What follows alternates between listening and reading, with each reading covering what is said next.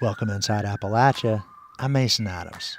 This week, Rae Garringer felt isolated growing up. You know, I really kind of bought into this national narrative that's existed for a long time that there aren't queer and trans people in rural places. But they learned otherwise. Now they're collecting and sharing the stories of rural LGBTQ people. Also, surface mining changes the landscape in a way that makes flooding worse. And there's no easy fix. The big question as to whether reclamation ever restores the function of the watershed, the answer is no. And we meet an Appalachian village witch who wonders, how come we don't hear about more female cryptids? Are all cryptids men? I mean, there's the Boojum, there's Mothman, there's the New Jersey Devil. Are they all boys? You'll hear these stories and more this week inside Appalachia.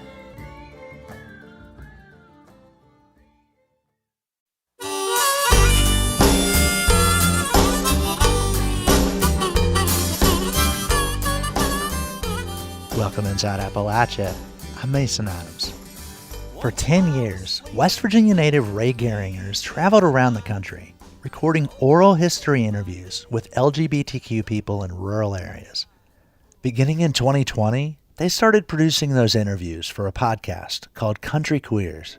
Something about just enjoying just the sound of the rain, the smell of the rain, the distant trees, the color of fall in the country.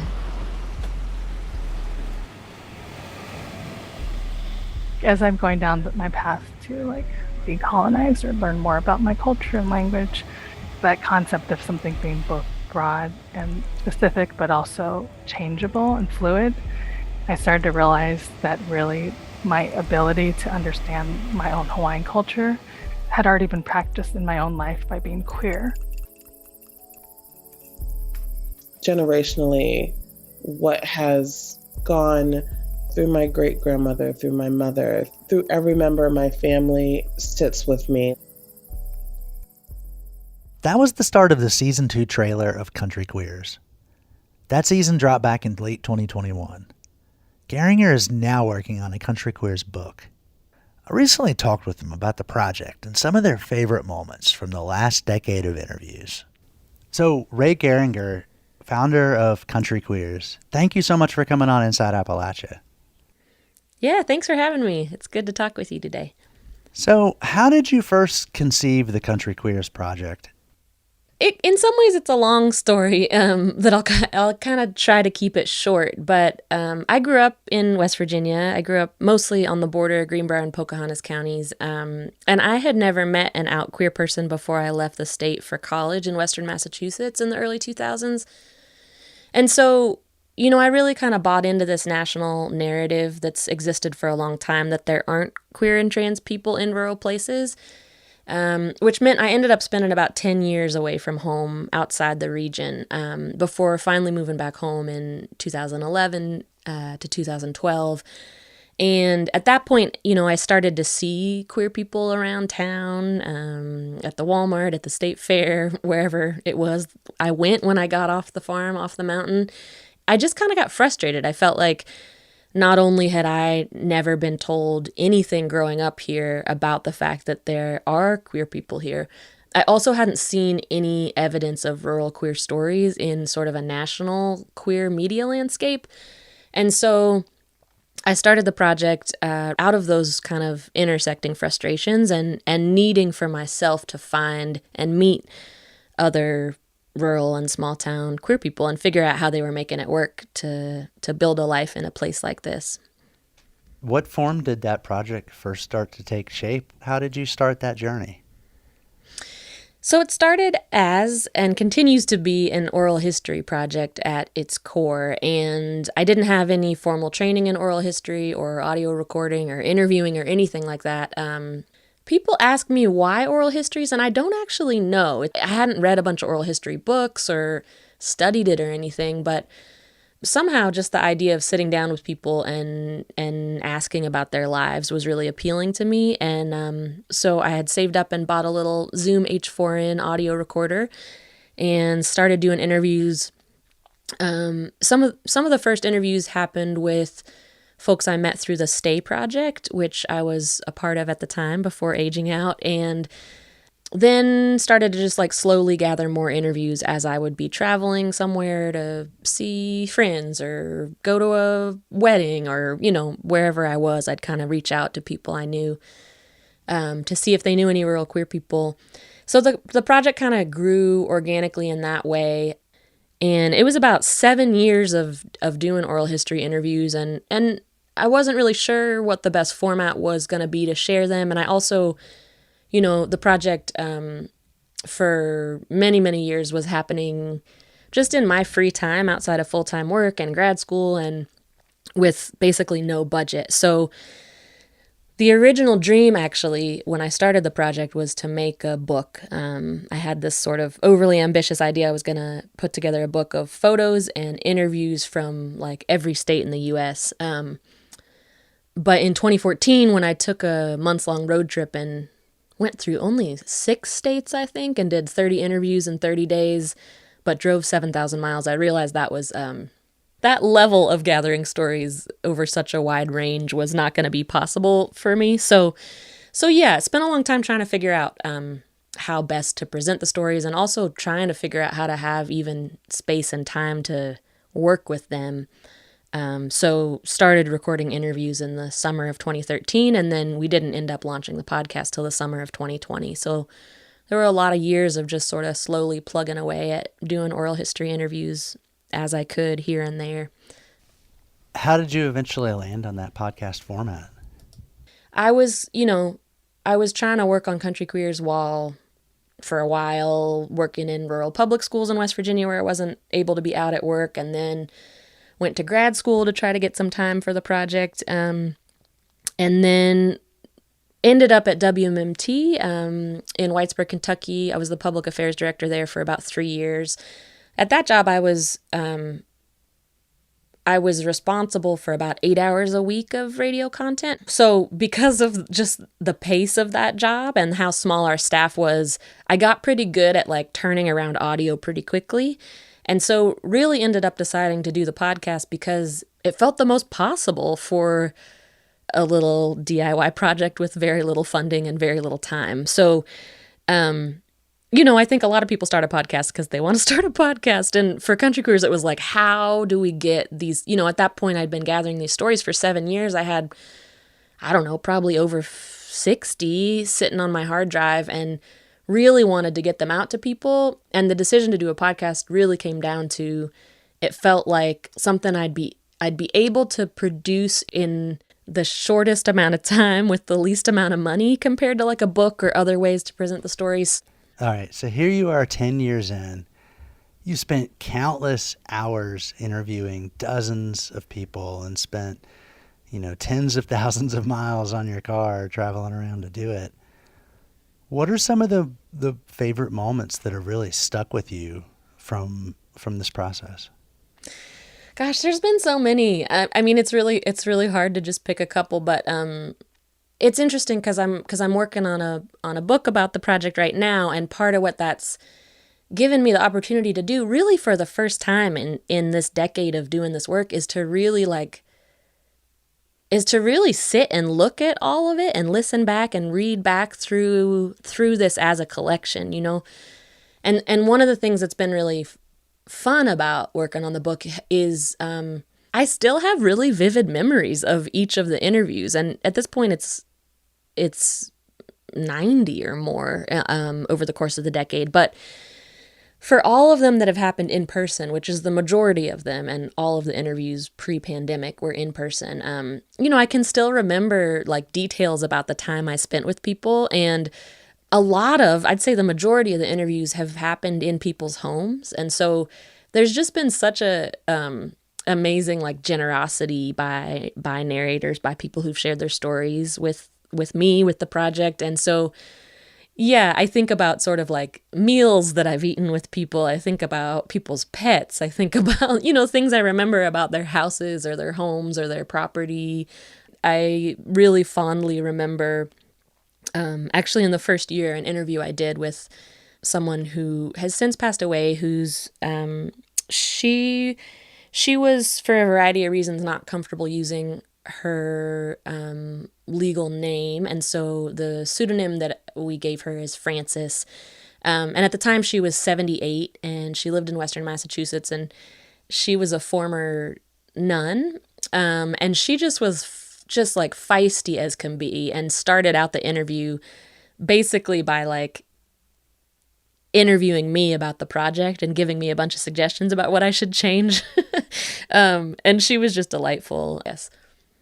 I know from experience that one can't conduct numerous interviews requiring deep listening without being changed. How have these interviews changed you? Oh gosh. I mean, so I think it's hard for me to even know sometimes because it's been such a huge part of my life for the past decade, you know. I mean, and it's very rarely been like my full-time job, but it's been really constant in my brain, in my body, in my heart, kind of this whole decade. So and also my own experience, you know, trying to still figure this out for myself as a rural queer person in rural Appalachia. So one thing is just, I'm still kind of like, every time I do an interview, just, I'm a little confused, and I'm also just like so overwhelmed with gratitude for how trusting people are, you know, how like generous and vulnerable people are in these oral histories. And I think there's something really special about oral histories in particular. And I think there's something really special about oral histories between people who have some shared layers of identity, particularly for like marginalized communities, because it's this chance to like really intentionally sit down together and connect in this way that like, I think it's really good for us as a species, you know what I mean? To like get the chance to sit down and really like listen to someone in that way, and really listen to them talk about their life and their memories and, you know, the joys, the traumas, all of it, and to like make meaning of what it's resulted in for them. I mean, it just feels like such a gift to me every time, and I'm still kind of confused why it's worked, why people agree to talk to me, but it's just so incredible. But yeah, I mean, I don't know, just I feel like there's so much wisdom in these interviews that people have gained just through living their lives, and a lot of it is about sort of like humor, having a sense of humor, and a lot of it is about sort of a sense of resiliency that I think is pretty common among rural queer people across really wide differences in geography and other layers of identity. Yeah. Well, Rae Garringer, I'm glad you're braving through the confusion and the effort that this involves, and that you're sharing it with us. Thank you so much for coming on Inside Appalachia and speaking with us. Yeah, thank you so much. I appreciate it.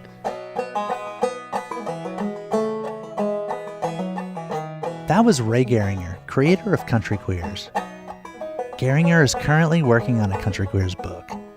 One of the people they interviewed early on for the project is Alondra Williams. Williams passed away in September of 2020 at the age of 41. They were an organizer and faith leader from East Tennessee, and they had a love for their small town.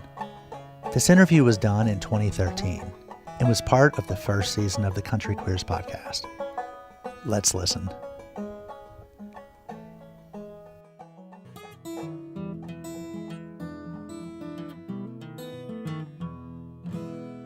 So the question is, wait, I lost it. How do you feel about being queer in country? Or maybe you don't identify as country. Or a country queer. I don't know. Country queer. I don't actually know if I identify as a country queer. Like, I don't actually, I mean, like, I feel like I identify as someone who is from a small zone. I feel like I identify as somebody who is tied to the land. I feel like I mean, country is complicated, and it's partly based upon my own internalization. Let's just go there, right? So it's like, it took me, I hated East Tennessee my entire life. Hated it. So my family's from Florida. They're not from like the big busting metropolis. I mean, like now some of them live there, but they're from rural Florida. And that was fine with me. When I think country, I think East Tennessee. And it took me 23 years to be fine with East Tennessee. Now I'm okay, but it took a long, long time. I mean, I clearly don't identify as an urbanite, so I guess that's the other option of urbanite is country, small town. So what was the actual question? So how do you feel about being like queer and maybe not urban?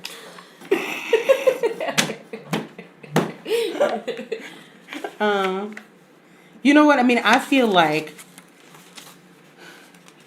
here's actually I realized how I feel. I feel like because of it, I'm able to straddle everything, and I'm just as comfortable going into the country bar and doing the thing and just having a good time as I am sitting at the football game, as I am being at the gay bar in the city.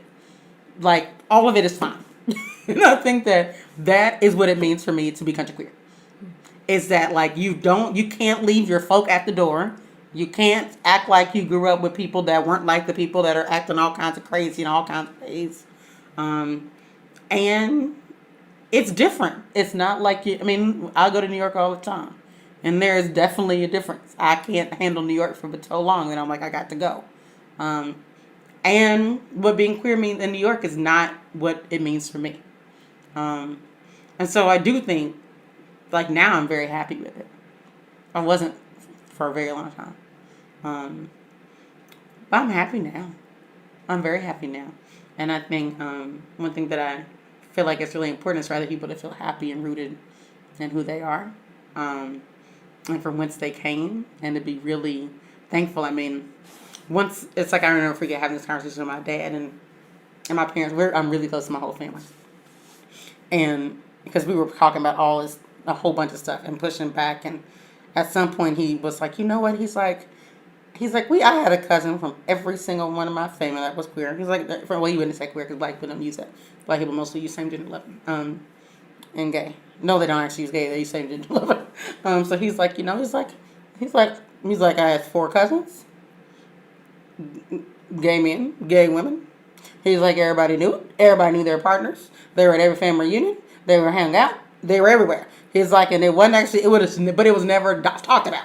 They were just there. He's like, and nobody got kicked out the home. Everybody was just there. He's like, and so now I have to look at like my, I have a younger cousin. And who's also another one of a twin. I'm a twin. He's another one of a twin. And he was like outside of Pensacola in a cantonment. And now he's in LA, and it's like, okay, this is a little much. And we were having the conversation about what it means to be okay in your skin. And what it means to like, but he is fine. He's like, you know, he's like, my family was always extra supportive. And the ones that aren't, they don't say nothing. Because like, and so I think that's the one thing I think about my family. It's like, there's been like moments of stupidity, but like throughout, there's never been a huge anything. They're just like, you are. Like, we're not going to change it. You're not going anywhere. Like, we don't do that. That's not the Williamses. And so I think that's helped. I mean, I think, yeah, it's an interesting thing about what it means to still be. I mean, I also think it's different. Being here also means that, like, I've basically decided that I sometimes have relationships and other times don't have them because who I'm attracted to mostly isn't walking around East Tennessee. And that to me is also what it means.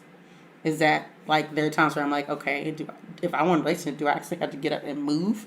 Do I have to always be relegated to the long distance relationship?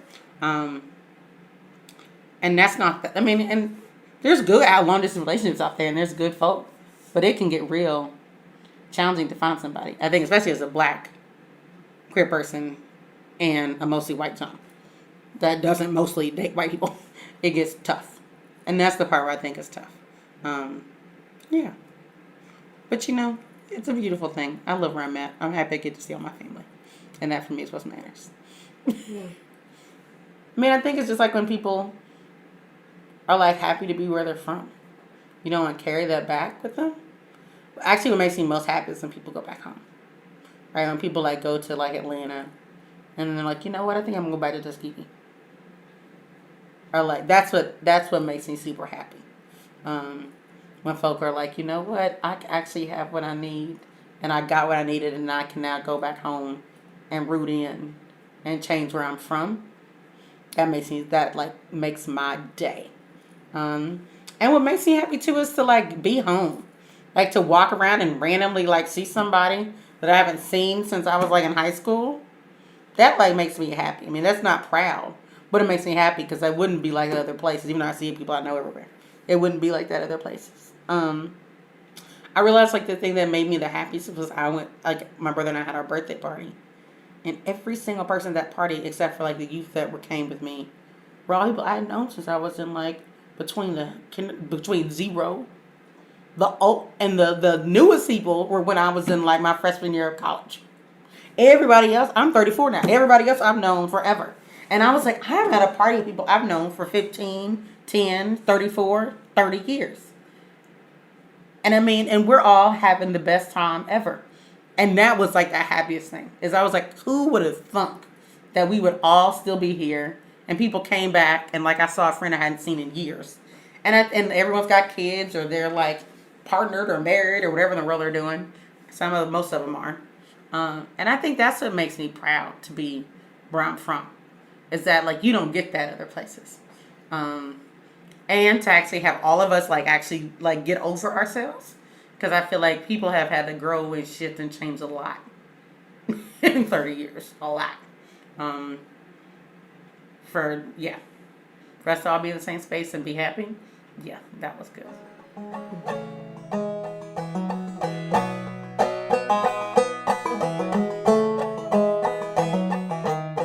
That's a segment from the first season of Country Queers, a podcast produced by Rae Garringer.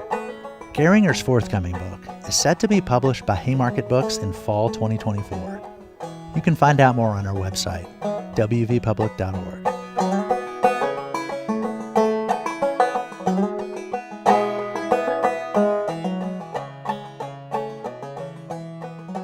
Coming up, climate change and surface mining practices like filling valleys with mine debris are making flash floods worse. Engineers with knowledge about how runoff happens on a slope or on a mountaintop have proven beyond question that the valley fields do not reduce the flow of water whatsoever. You're inside Appalachia. I'm Mason Adams.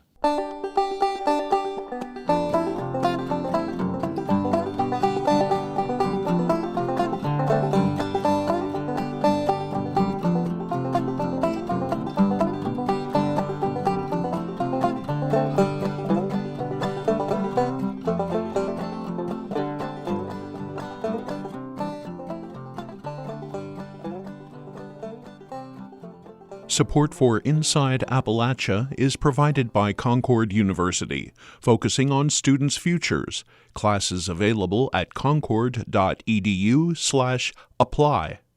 Support for Inside Appalachia is provided by 16 Hands, presenting self-guided studio tours with handmade crafts in Floyd County, Virginia, October 21st and 22nd. Information at 16hands.com.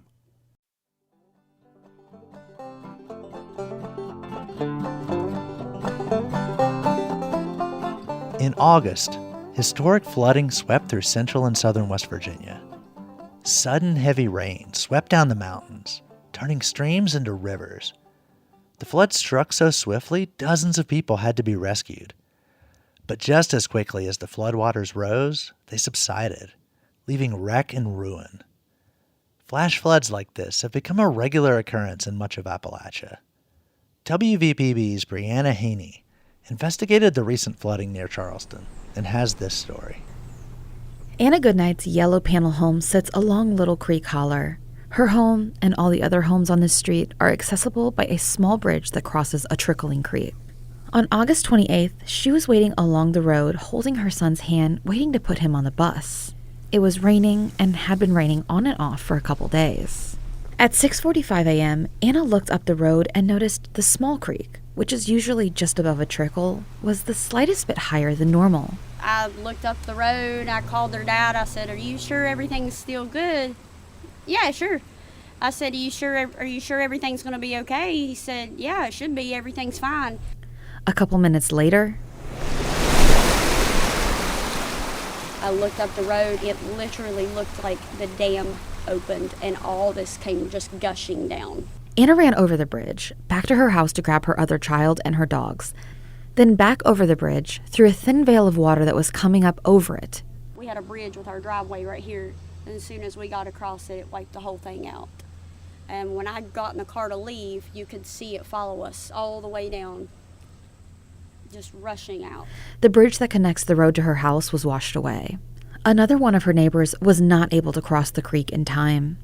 And she came running down the holler with 4 babies, and she climbed over the mountain to get to the interstate to get away from it because she couldn't get out of here.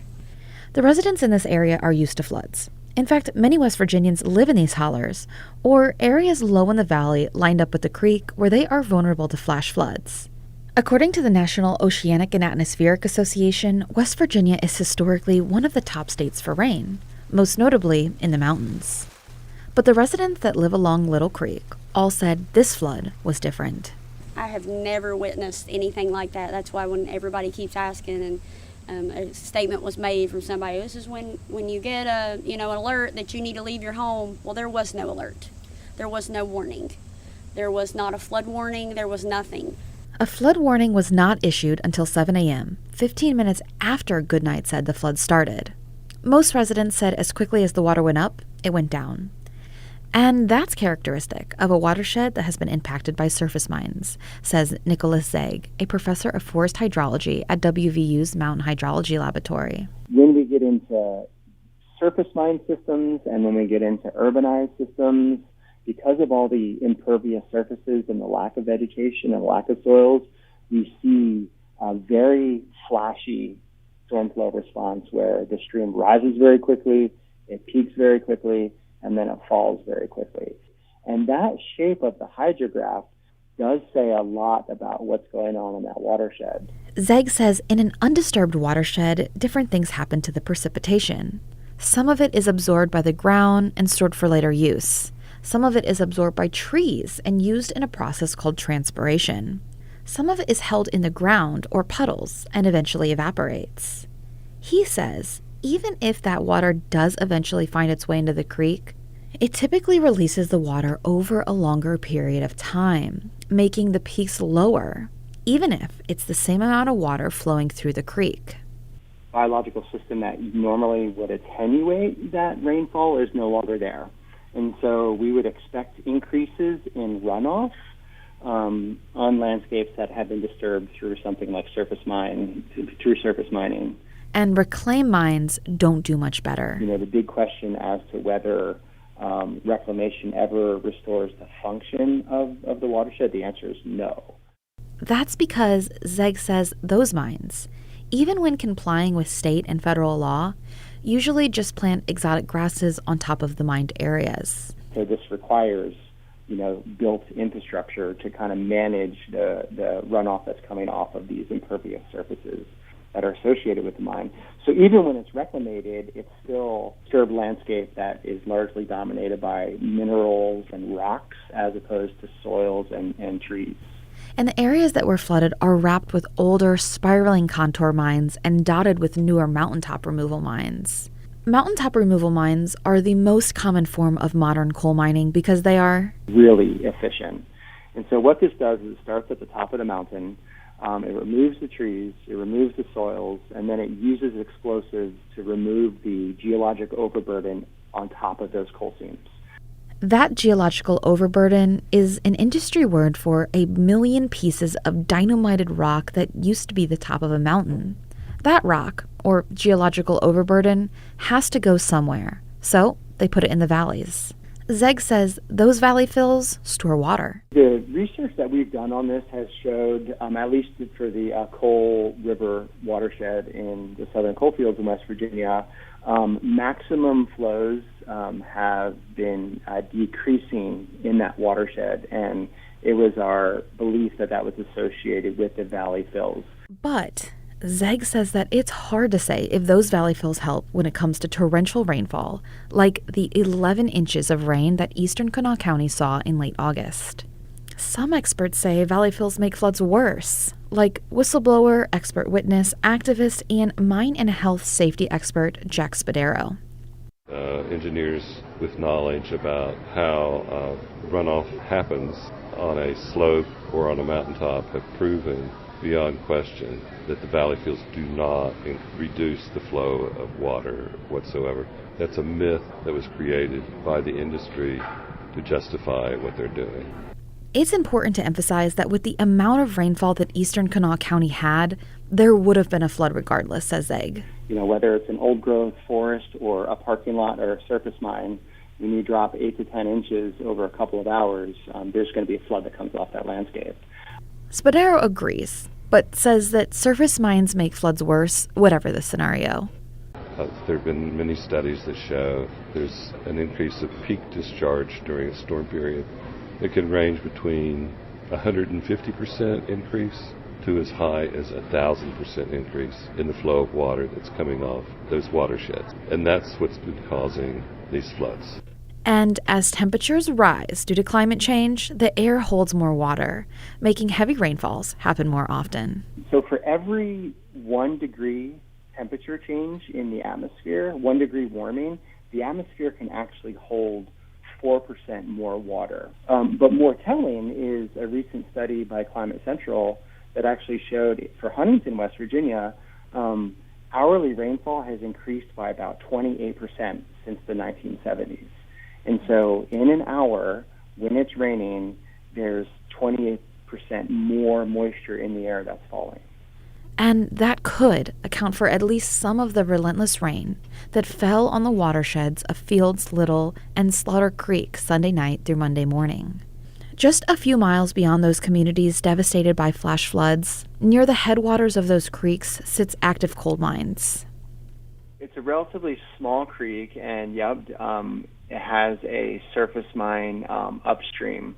And so, I think it would be hard to exclude that surface mine playing a role in the stream flow that was experienced downstream. I would expect that surface mine played a role in stream flows downstream. Now, whether that was enough to create the floods that were experienced, hard to say, but I wouldn't be surprised. Downstream from that mine, sandwiched between two steep green slopes in the Little Creek Holler where Anna Goodnight and her family live, the effort to clean up the destruction those raging waters left behind has begun. The street is lined with piles of soggy personal belongings waiting to be picked up by debris cleanup crews. Called the governor's office. I have been in touch with DEP and everyone. Red Cross, Salvation Army, FEMA has been a complete waste of resources for this state. The state and the government have completely and totally let us down in this. Frustration in this holler is balanced with helping each other pick up the pieces. Many who've lost their homes are at other neighbors' houses helping them. Every house had a neighbor or church group there helping them gut the water-saturated walls, carrying groceries down through the steep creek to their homes, lending equipment, or just lending an ear. That was the case for John Chambers and his sister. They had just put their childhood home on the market when the flood came through. The kitchen with tile floors was now an empty room with bare sheetrock, watermarked plywood, and exposed pipes. John said he had just started working on his own house because he'd been helping others. I got mud and water. They got 14, 15 inches of mud, got the doors pinned shut, blowed open, can't walk in the house. What are you going to do? You going to stand there and watch them, look at them with a shovel? No. You're going to get out and you're going to help. You're going to do what's right. Yeah. The creek bed, the streets, everyone's yards, and most people's homes are filled with this deep, yellow, sandy, silty mud. And lots of coal scattered around the area. Coal. There's coal. There's coal in my garage. There's coal. It's everywhere. Little pieces of evidence giving way to this reason or that reason. Not to say blame needs to be placed or whatnot, but I need a little peace of mind because had I not been off work Monday morning and been out here put my son on the bus, he would have been here alone putting himself on the bus and he would have been stuck. And this community is searching for answers. How did this happen? Why was it so bad this time? Was it surface mining, climate change, timbering, a sediment pond, an act of God? I won't say it's an act of God. God wouldn't do this to people. For West Virginia Public Broadcasting, I'm Brianna Heaney in Little Creek. A new study finds that climate change could make poison ivy even worse. Researchers use museum specimens to measure how poison ivy leaves have changed with the growing levels of carbon dioxide in the air. The Allegheny Front's Carol Holsapple has the story. Mason Heberling, Associate Curator of Botany at the Carnegie Museum of Natural History, pulls a stack of folders out of a cabinet with a green Mr. Yuck sticker on it. The museum's herbarium has 133 dried poison ivy specimens from Pennsylvania, dating from 1838 to the 2010s. This one's really cool. It's from June 1884, 18th Ward, Pittsburgh, collected by John Schaefer. And it's super old. Some are red and others have berries, but they all have those infamous leaves of 3. Heberling says the study using these specimens was pioneered by then Chatham undergraduate Alyssa McCormick, a research intern. It's based on a pair of influential studies from the early 2000s, one where poison ivy was grown indoors with high and regular carbon dioxide levels, and another where a forest plot was artificially enriched with carbon dioxide. The studies showed poison ivy could be a winner when it comes to climate change, growing larger leaves with more CO2 and becoming more toxic to people. But those were experimental studies. Heberling and McCormick wondered about an observational one. We kind of stared at the specimens for a really long time to kind of think, what can we measure from them? They measured stomatal density, or the number of stomata or pores on the leaves, which is how plants take in carbon dioxide for photosynthesis and release oxygen and water. We do that in this really fancy way that you put a little bit of nail polish on the dried leaf, let the nail polish dry on the leaf, and then you can pull off the nail polish, and it makes kind of a cast of the underside of the leaf without damaging the specimen. Heberling says the amount of stomata that some plant species make correlates with carbon dioxide, so they wanted to know if poison ivy adjusted its stomatal density with more carbon dioxide. And they had another question. Do all plants do this, or is this a special poison ivy thing? So they looked at another woody vine, Virginia creeper, and staghorn and poison sumac, both related to poison ivy, but trees, not vines. They also looked at leaf size and sent small samples of the leaves away for analysis to measure different forms of carbon in them. The earliest specimens in the study are from around 1840, when atmospheric carbon dioxide was about 280 parts per million. And today we're well over 400. They found that unlike the 2 tree species, poison ivy and Virginia creeper decreased their stomatal density with increased carbon dioxide over the last 200 years, which means that per unit area, fewer stomata are present. But the leaves of the vines tended to be larger, as in the previous studies. So if the leaf area is larger without increasing the number of pores, the plants might benefit from increased light capture for photosynthesis without losing as much water. They don't really know. Heberling says a big takeaway from the study is that poison ivy does seem to be doing better with climate change, and specifically more CO2 in the atmosphere, but so are other vines. I hear a lot of people talking about vines taking over their yard, not only poison ivy, but other, wild grapes and other things. And so this study also kind of lends to that there is definitely a carbon dioxide enrichment story here in vines. The museum study didn't measure poison ivy's toxicity, the production of the oily urushiol that gives many of us an itchy rash. But Heberling says more studies using the herbarium collection are in the works. The Allegheny Front is based in Pittsburgh and reports on regional environmental news.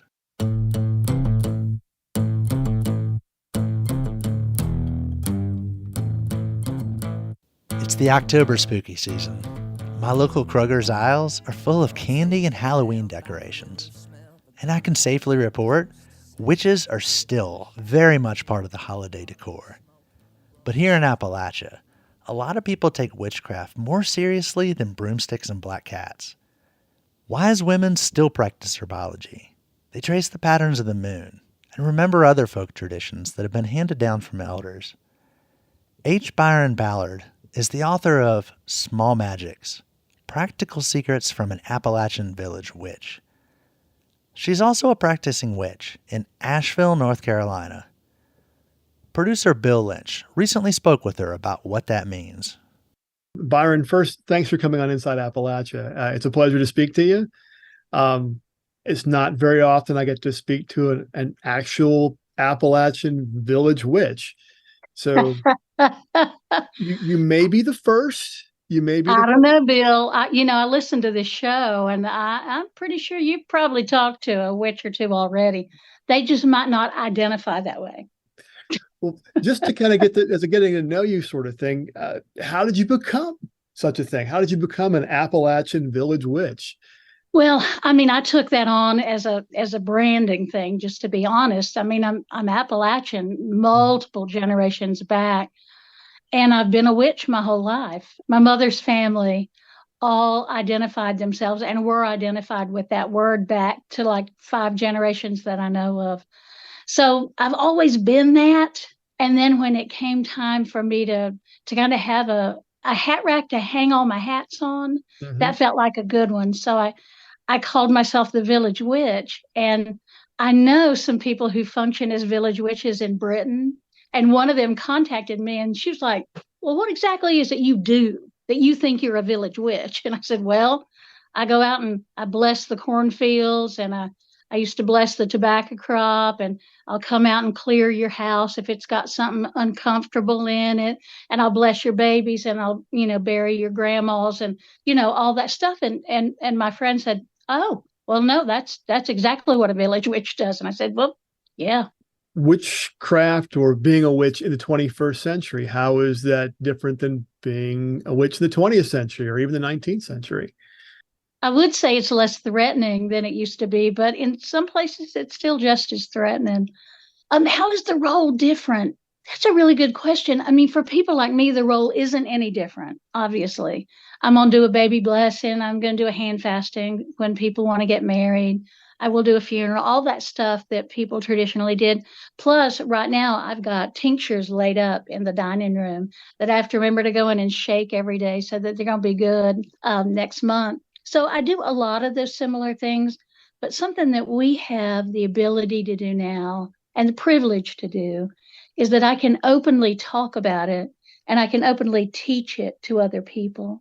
So people don't have to rely on reading a book. Though, I'm a writer. I want people to read all the books, but I can teach people face to face, and I can tell them what works for me and what doesn't work for me, and encourage them to do those things that they feel like they're drawn to do, but maybe don't have the courage or the confidence to try.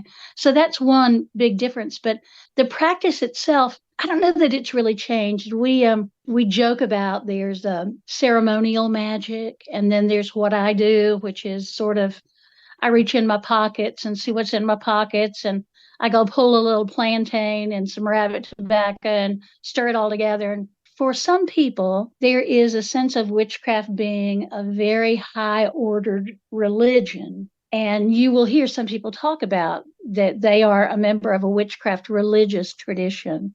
But for people like me, it's not necessarily a religious thing, though it is connected with spirits and with spirit things, but it's not necessarily a religion. Let's talk a little about folklore. Places like the United Kingdom have pixies and elves in Europe, and we have goblins, haints, and the Mothman. Don't forget the Mothman. Did we bring our fairies and spirits over with us when we immigrated from Europe or wherever, or were they already here? I'm going to say yes to both of those, because I think already there are spirits that are attached to land. And these are some of the oldest mountains in the world. And how could they not have spirits attached to them? But I also think that a lot of my people, certainly, they brought some of that with them. And they absolutely brought the folklore with them. But now you bring up Mothman, and I've got a question for you. Oh, no. Are all cryptids men? There's the Boojum, there's Mothman, there's the New Jersey Devil. Are they all boys? Well, that's a good question. So I can't say for sure. West Virginia has something like 22 or 23 different cryptids. I don't know whether they're all male or whether there are any females in there. That's a good question. I'll have to put that to the Mothman Museum, maybe. You consider yourself a keeper of tradition. Okay, what sort of traditions need to be kept? Well, it's interesting to me because, obviously I'm a native of this area. What happened for me back in, 2008 or 9, I was invited up to Harvard to do a colloquium called Forging Folklore. I presented a paper. It's a colloquium. It's a 20-minute paper, and then there's a Q&A session. We've all done them. And I did a paper about Appalachian folk magic, and I called it Hill Folks Hoodoo and the Question of Cultural Strip Mining. And it was a kind of lamentation about a culture that I felt was fading as more and more people came into the region. So out of that paper came my very first book, which I thought would be my last book, my only book. It's called Stalbs and Ditchwater, A Friendly and Helpful Introduction to Hill Folks Hoodoo. A little slim primer of a book where I just wanted to write down all the stuff that I remembered and that I practiced and that my cousins taught me, all that stuff. And then I went out on tour with that book, as one does. And I was in Raynell, West Virginia, as a matter of fact. I'd been up there to visit some friends, and I was in a closed elementary school. I just had a bunch of mason jars full of stuff and talked about what I do and what my family had always done and the people around me. And I came to find out that I was premature in thinking that this practice was fading, because there were still plenty of people who were doing it, but they just weren't on social media calling themselves whatever they call themselves. They just were doing it the way it had always been done. Everybody knew that if they went to Miss Renee, she knew what to do about toothache. And everybody knew if they wanted to dig a new well, they had to go to Uncle Walter, because Walter always could douse for water. And so it was all still there. It just wasn't where I was seeing it. So that made me jump with joy, of course, but it made me keep writing because I just kept collecting more and more and more. I started thinking about the song catchers that were here at the beginning of the last century. And they'd come into these hollers and fastnesses, and they'd hear music on somebody's porch. And they'd go, well, good heavens, I believe that's Child Ballad 714, Barbara Allen. And so they started tracking the music back to its source. So I started tracking Appalachian folk magic back to some of its sources. And I've been calling myself a spell catcher. So I go back to Britain every 3 or 4 years or so, and I hang out in the borders between Scotland and England. And I just go and talk to people about what their practices are to see if I can find commonalities between the things that we do. That's one of the sources of our folk magic down here in the Southern Islands. And also the Pennsylvania Dutch people, the Dutch. I went up and hung out with them and spent some time in their library and had a great time researching things like the Song of the Churn. The new book, Small Magics. What would you like to tell me about that one? It came out of a fight on social media, if you can imagine such a thing. I've been teaching a class now for, pre-COVID, so probably 6 years, that I call Simple Practical Magic. And it's the building blocks of doing the energetic, magical work that I do. I was observing an argument on Facebook, and I said, good Lord, people, do I need to write a book of my Simple Practical Magic class? And people were enthusiastic about that, as was my editor at Llewellyn. So it basically is that class, and it's just the building blocks of any kind of magical practice. We're at the part of the year where there's certain days, Samhain, and then the winter solstice, right? Right. And we actually pronounce that Samhain. Samhain, okay. Samhain, that's good though. Samhain is like a triple hitter holiday. It is the third harvest. It is the end of the, I guess I would say, liturgical year. It's the end of the year. And it's also the new year. So there's a lot that goes on in that period between October the 30th and November the 2nd or 3rd. We do it honoring the ancestors, which Southerners, I'm telling you, we have got the market cornered on that because we've been doing that for years. And then from that point until the winter solstice is the darkest time of the year. I mean, literally the darkest time of the year. If we look to nature about how we do things, that's when nature rests.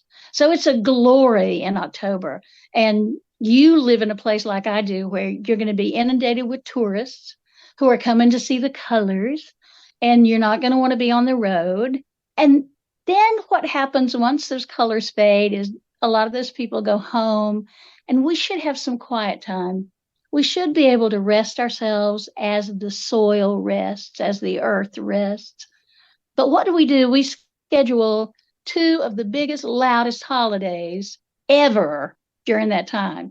So you don't even have time to rest before it's Thanksgiving, and you've got to figure out who is baking the pie this year and which pie is it going to be. Is it going to be sweet potato, which half the people love, or is it going to be pumpkin, which the other half love? So you end up making two pies that taste basically the same. Once you get done with that, then you're into the fury and flurry of Christmas. So we don't take the time as a culture to rest like we should. Byron, thanks for talking with me. It's been delightful. Thank you so much, Bill. Appreciate you. That was Village Witch and author H. Byron Ballard.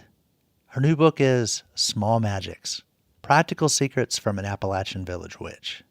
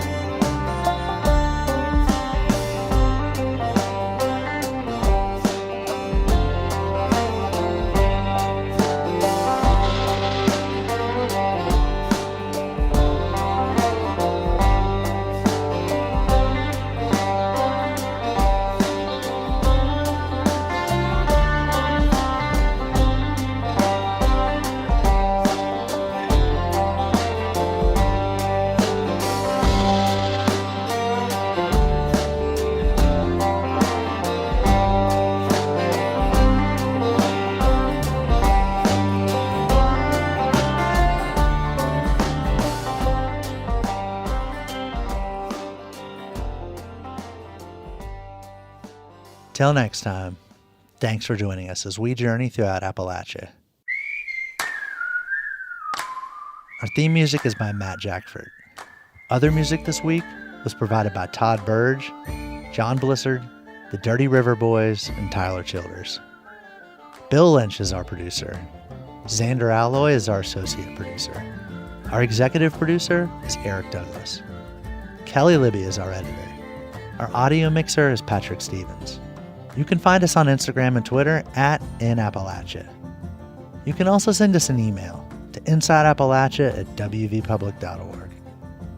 Visit wvpublic.org/InsideAppalachia to subscribe or stream all of our stories. Or look for Inside Appalachia on your favorite podcast app. Inside Appalachia is a production of West Virginia Public Broadcasting.